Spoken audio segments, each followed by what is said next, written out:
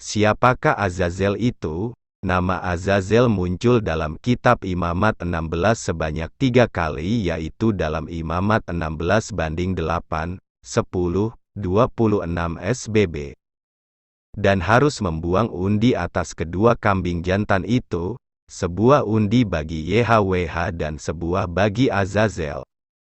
Tetapi kambing jantan yang kena undi bagi Azazel haruslah ditempatkan hidup-hidup di hadapan YHWH untuk mengadakan pendamaian, lalu dilepaskan bagi Azazel ke padang gurun. Maka orang yang melepaskan kambing jantan bagi Azazel itu harus mencuci pakaiannya, membasuh tubuhnya dengan air, dan sesudah itu barulah boleh masuk ke perkemahan. Siapakah sebenarnya Azazel itu? Jika kita membuka referensi tafsir baik tafsir Yudaisme dan Kristen serta berbagai literatur kuno seperti kitab-kitab apokrifa yang tidak termasuk dalam daftar kanon, ada beraneka ragam tafsir mengenai siapa dan bagaimana Azazel tersebut.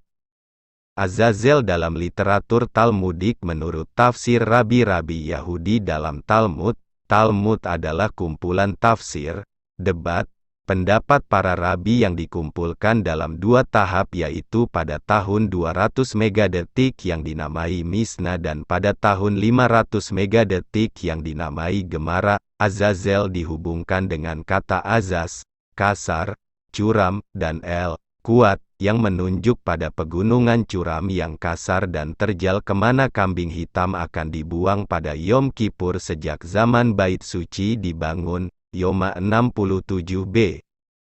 Sifra Ahrii 2. Targum Yerusalem Lefsif 10. Azazel dalam tafsir rabbinik abad pertengahan.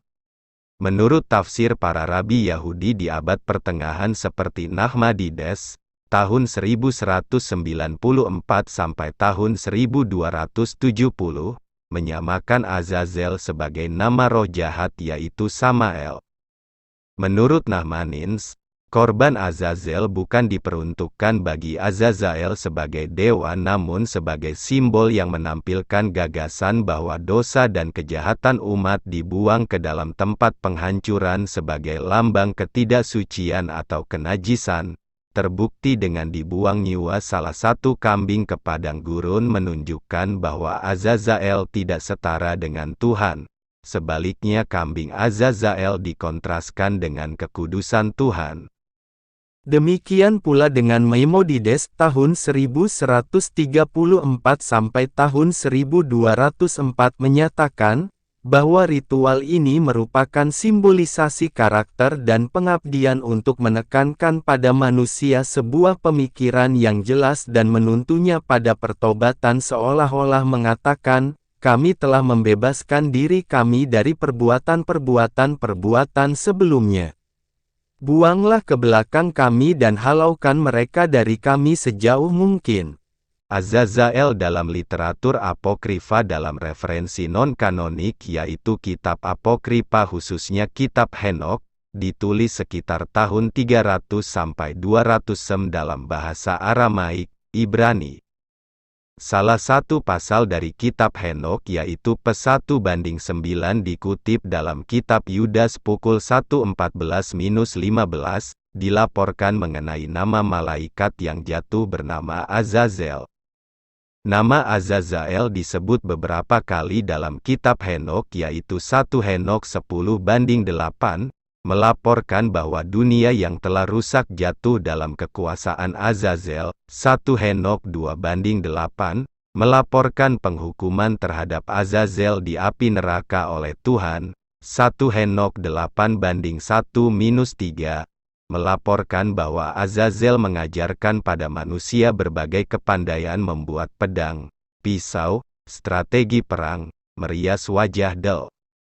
Namun kemudian Azazel mengakibatkan banyak kerusakan di bumi sehingga membuat para mailat seperti Rafael mengikat Azazel dan membuat lupang di padang gurun Dudel, Bet Hadudo, serta melemparkannya ke dalam tempat paling gelap. Dalam naskah non-kanonik lainnya yaitu Wahyu Abraham, Apocalypse of Abraham, melaporkan mengenai Azazel yang dihubungkan dengan nama burung najis yang mendekati Abraham saat mempersembahkan korban. Burung tersebut berkata pada Abraham, "Apa yang sedang kamu lakukan di tempat tinggi ini, Abraham? Di sini tidak ada minuman dan makanan bagi manusia. Semua akan dimakan oleh api dan membubung ke atas dan api itu akan melahapmu juga." Kemudian saat Abraham melihat burung tersebut maka Abraham bertanya pada malaikat, "Apakah ini Tuan?" Dan malaikat itu menjawab, "Ini adalah keaiban. Inilah Azazel." Malaikat itu menghardik demikian, "Sungguh tidak tahu malu kamu, Azazel? Bagian Abraham adalah di surga dan bagianmu adalah di bumi karena kamu telah memilih berada di sini dan terpikat pada tempat cemar di bumi. Oleh karenanya Sang Pengatur yang kekal telah memberikan tempat bagimu di bumi, melaluimu, semua roh-roh jahat adalah pendusta dan melaluimu datang kemarahan dan penggoidaan terhadap keturunan manusia yang hidupnya tidak saleh." Aber 13:4-9, dalam pasal-pasal berikutnya nama Azazel dihubungkan dengan penghukuman Tuhan bersama pengikut Azazel yaitu orang fasik.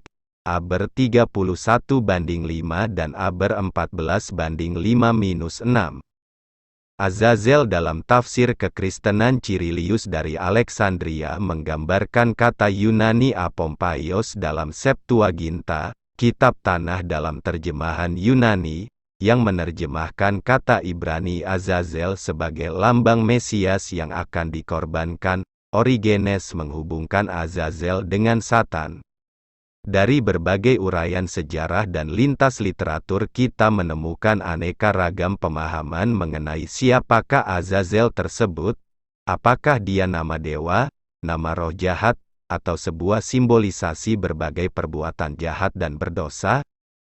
Dalam penafsiran saya, istilah Azazel bukan menunjuk nama dewa atau nama Satan. Berbagai tafsir mengenai Azazel adalah nama dewa dan nama Satan adalah tulisan belakangan setelah kitab kanonik dituliskan. Maka orisinalitas pendapatnya perlu diragukan. Azazel lebih menunjukkan pada simbolisasi berbagai karakter dan tindakan jahat umat manusia. Dalam konteks ini adalah Israel sebagai bangsa yang harus dikumpulkan dalam satu wadah dan itu dibuang ke tempat yang jauh. Dalam konteks ini adalah padang gurun.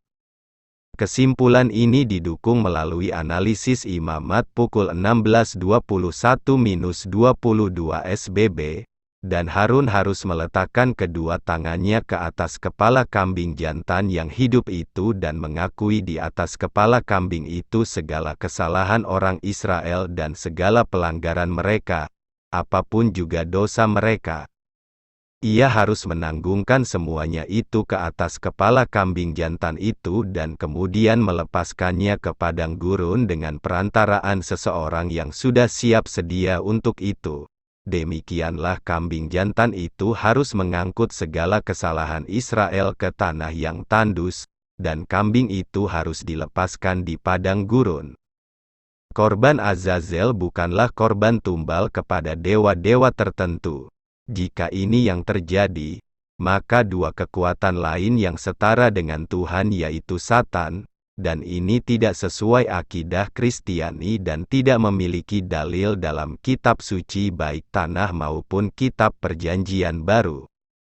Sebagai orang Kristen kita telah mendapatkan pengetahuan bahwa kematian Yesus merupakan pendamaian sejati antara manusia dan Tuhan sebagaimana dikatakan. Dan ia adalah pendamaian untuk segala dosa kita, dan bukan untuk dosa kita saja, tetapi juga untuk dosa seluruh dunia. 1 Yoh 2:2. Karena Tuhan itu esa dan esa pula Dia yang menjadi pengantara antara Tuhan dan manusia, yaitu manusia Kristus Yesus. 1 Tim 2:5. Kita tidak memerlukan darah korban binatang ataupun korban bagi Azazel karena Mesias adalah korban sejati kita sehingga kita telah dihapus dari kutuk dosa yaitu maut kekal. Namun demikian, kekristenan tetap melestarikan ibadah Yom Kippur, pendamaian, sebagai warisan dan tradisi iman dalam sudut pandang kristologis dengan perayaan yang berfokus pada karya Yesus Sang Mesias yang telah menjadi korban pendamaian bagi kita. Saat merayakan Hari Pendamaian, Yom Kippur, kita menjadikan hari tersebut sebagai momentum untuk melakukan hal-hal terpuji SBB. Pertama, mengakui dosa dan kesalahan kita di hadapan YHWH akibat berbagai pelanggaran kita dalam 1 tahun. Kedua, bukan hanya mengakui dosa melainkan mengampuni mereka yang berbuat salah dan kejahatan terhadap kita. Ketiga, saling bermaafan satu sama lain. Keempat, merayakan dengan rasa syukur bahwa kita telah memiliki pendamai yang sejati yaitu Mesias yang mengantarai